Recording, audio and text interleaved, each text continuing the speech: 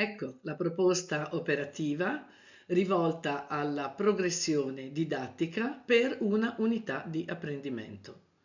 Il titolo, l'obiettivo, lo spazio personale, generale e condiviso. 6 fasi. La prima fase, la sperimentazione dello spazio personale. La seconda, l'accoglienza degli altri nel proprio spazio. La terza, la condivisione degli oggetti. La quarta, entrare nello spazio generale con gli altri. La quinta, la relazione con l'altro. La sesta, il gruppo. La musica, strumento di armonia per il gruppo. Le proposte operative che ogni disciplina motoria e sportiva può reinventare sono organizzate in compiti di realtà per ognuna delle fasi descritte nella slide precedente. Dunque, la cinesfera è il nostro spazio di azione, l'accogliere, il condividere gli oggetti, lo spazio generale, la relazione con l'altro e l'armonia del gruppo. Le proposte appartengono a 2 ambiti di competenza e interagiscono con questi. Uno è la relazione del corpo con lo spazio e il tempo. L'altro ambito è quello del linguaggio del corpo con modalità comunicativo-espressiva. Ogni disciplina motoria potrà reinventarle, mantenendo però comuni gli obiettivi di apprendimento, in una sorta di percorso interdisciplinare che sarà la sfida culturale per un comune obiettivo specifico di apprendimento e di traguardo, di sviluppo delle competenze condiviso che affiancherà lo sport e la scuola.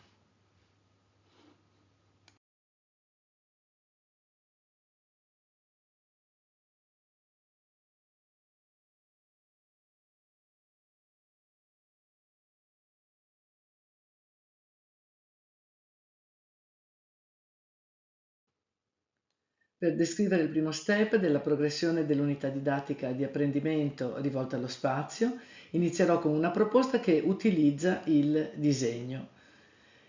Nel web si sono stravolti ogni baricentro, abbiamo perso l'idea di luogo, ma il movimento non si è mai interrotto. Il movimento è concretezza, è azione e si realizza nello spazio tridimensionale dell'intersecarsi dei 3 piani e il corpo umano è attraversato da questi piani. I vari momenti possibili prendono nome dall'asse intorno al quale si muovono e dalla direzione nella quale si spostano. Il gioco è di collegare i puntini con la matita per tracciare il disegno dei 3 piani nei quali ci muoviamo e si sviluppa il movimento. La cinesfera è il nostro spazio di azione. Proviamo un compito, il titolo, lasciare traccia. Il ragazzo immagina di essere avvolto in una bolla spazio-temporale, la cinesfera, che delimita il suo spazio personale di azione. La prova è di percepire il proprio spazio personale sul posto, allungandosi, piegandosi, torcendosi, distinguendo lo spazio di azione alto, basso, destra, sinistra, avanti, indietro e le regioni, vicino al centro, medio oppure lontano. L'ispirazione si può trarre da questo semplice disegno a lato. Il compito di per sé richiede di creare ed organizzare un tragitto per una sequenza di movimenti ripetibili collegati l'uno all'altro per raggiungere in successione almeno 8 punti diversi dello spazio peripersonale e il movimento può essere condotto e iniziare dalla mano, dalla testa, dal gomito, dalla gamba e così via. Lasciare traccia conclude questa prima parte. Il compito può essere occasione di valutazione, di autovalutazione, quindi una sorta di checklist da consegnare al ragazzo stesso, oppure semplicemente un gioco da condividere con i compagni. Per la valutazione occorre una rubrica e la rubrica di valutazione che propongo ha 4 livelli. Il primo, la via di acquisizione, il livello basico, quindi la comprensione e realizzazione del tragitto per raggiungere i punti organizzando i movimenti in sequenza, il livello intermedio, la creazione e l'organizzazione del tragitto realizzando i movimenti in modo coordinato, mentre per l'eccellenza la realizzazione senza errori in modo coordinato e fluido del tragitto creato. Gli stessi livelli di acquisizione e di apprendimento possono essere consegnati ai ragazzi in una scheda e il ragazzo stesso può verificare quale è il livello a cui lui stesso ritiene di appartenere. Oppure semplicemente questa proposta operativa può essere semplicemente un gioco che può avere tante varianti e variabilità di applicazione, per cui si può giocare a raggiungere i punti organizzati come se fossero il target di un videogioco o sfidarsi a realizzare il tragitto chi in sequenza oraria, chi in sequenza antioraria o ancora modificando il ritmo dell'esecuzione o realizzare la sequenza controllando l'equilibrio o anche inserendo il discorso della velocità, quindi quante volte in un minuto si riesce a realizzare la sequenza senza sbagliare. Allora ringrazio per l'attenzione e alla prossima. Ogni parte o atteggiamento del corpo concorre in vario modo alla comunicazione, anche con la distanza che mettiamo fra noi e la persona con cui sta avvenendo lo scambio di informazioni. La scienza, che si occupa di studiare questi atteggiamenti e il significato che essi assumono in relazione all'atto comunicativo, è detta prossemica. Spesso la posizione e la distanza rispetto all'interlocutore si assumono inconsapevolmente, ma sono per lo più condizionate dalla cultura di appartenenza e ci dicono molto sul grado di intimità fra emittente e ricevente. Nel corso della vita, la risposta al dialogo fra alto e basso, fra peso e leggerezza, è l'allineamento verticale. Ognuno trova un adattamento personale all'ambiente, un modo di reagire alla forza di gravità, ma anche una postura nella forma del proprio comunicare. Possiamo osservare la postura, la forma che caratterizza un personaggio, oppure, come in questo caso, una maschera della commedia dell'arte. Sinistro, che tira verso l'alto, e poi la gamba destra, e poi ritorno. Poi provo ad esempio a chiudere sia le gambe che le braccia, provo a spingere lungo il corpo, le braccia, ok? Benissimo. Poi alzo per esempio il braccio, tiro il braccio verso l'alto, ritorno lungo il corpo, alzo l'altro braccio, lungo il corpo e ritorno nella posizione a stella, tiro con il braccio destro, allungo il braccio destro e gamba sinistra, allungo il braccio sinistro e gamba destra, come se fosse una diagonale che passa dal centro del mio corpo. Da questa posizione provo a chiudere come se andassi in posizione fetale senza staccarmi da terra e chiudendo tutto verso le gambe del ginocchio. Poi provo ad aprire. La stessa cosa la faccio da questa parte. Poi provo ad aprire. Poi chiudo e lentamente provo ad andare seduta. Ok, come con calma. Benissimo. Allora, io qui ho cambiato livello, cioè sono partita dal livello basso e sono arrivata al livello base. Nello spazio io ragiono su più livelli, quindi nella mia cinesfera sarò livello basso, livello medio, proviamo ad andare sul livello medio, ok? Quindi, chiaramente a seconda del punto di vista cambia. Ora magari loro guardano e noi andiamo all'esercizio successivo, se siete d'accordo. Così? Ok. Quindi noi ci alziamo i piedi, facciamo la stessa cosa che hanno fatto loro nella terra, la vogliamo fare da piedi. Quindi apriamo le braccia, ok, il braccio destro tira in diagonale verso l'alto e ritorna, la sinistra tira in diagonale verso l'alto e ritorna, la gamba destra tira in diagonale e ritorna, la gamba sinistra tira in diagonale e ritorna, poi prova a fare braccio gamba e ritorno, braccio gamba e ritorno, e poi posso ricevere chiaramente quel movimento, quindi posso ad esempio andare a sperimentare l'equilibrio e ritornare, andare a sperimentare l'equilibrio e ritornare, eccetera.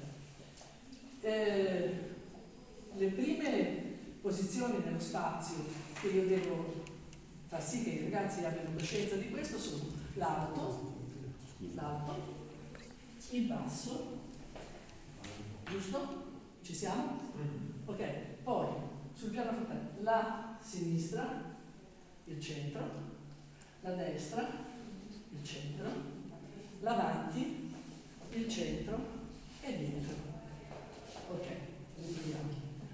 Up and down, alto e basso e ritorno. Poi, se mi mettete dietro di me, forse riuscite a vedere. Ok, questa gamba incrocia dietro, sinistra e ritorno. Alto, basso, sinistra, destra. Vi sto insegnando una scala di movimento. Questa è una scala di movimento che solo fa le dimensioni.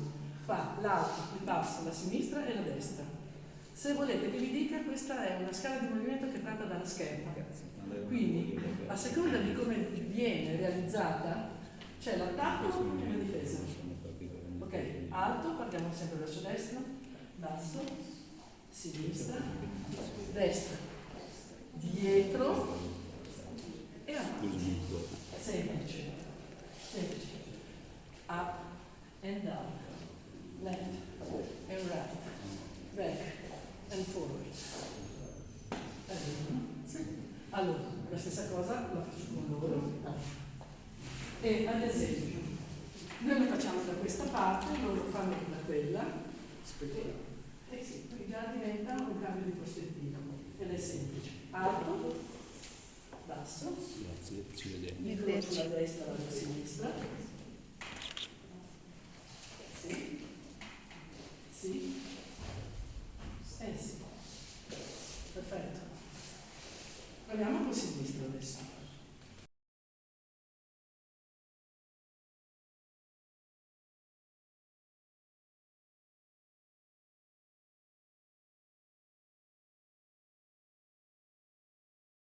Come vuoi. Ok, pronti? Tac. E torno su e rotondo. Allora, il coreografo diceva, come se doveste grattare la cinesfera. Quindi, una linea e un semicerchio. Una linea e un semicerchio. Perfetto. Facciamo il cambio braccio. Una linea che va verso il basso e un semicerchio. Lo possiamo fare con due braccia, in alto, in basso, ritorno e un semicerchio. Ok, questo è alto, basso, alto, basso. Avanti. L'avanti si potrebbe fare ad esempio con semplicemente la perdita di equilibrio. Quindi da qui sono andata giù, sono andata a sinistra, sono andata a destra, avanti e indietro. Quindi semplicemente andando avanti e andando indietro. Andando avanti e andando indietro. Con le braccia, alto, basso, sinistra, destra, dietro. Se io cambio l'energia nel mio andare avanti, questo diventa un attacco. Allora proviamo.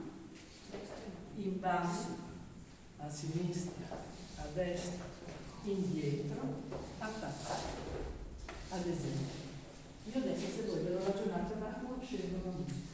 Fa, fa, fa, fa. Cambio braccio.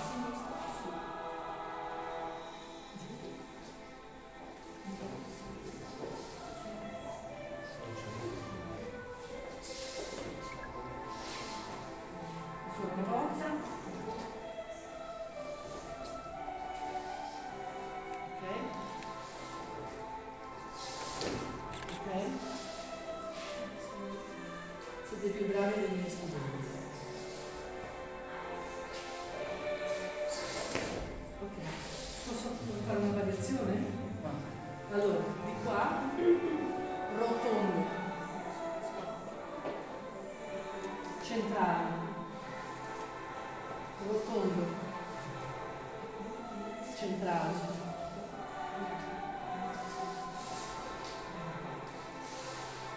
qua, rotondo, centrale, rotondo.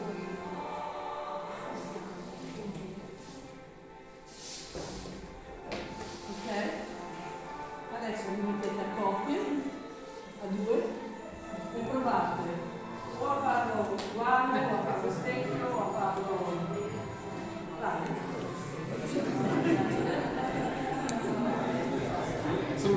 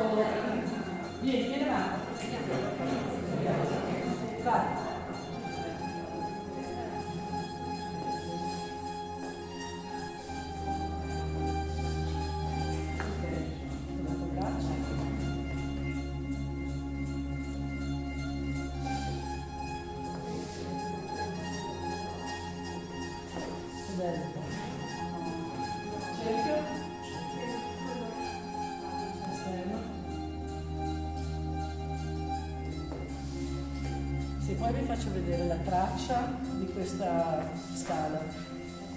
Rimanete esterefatti della mano.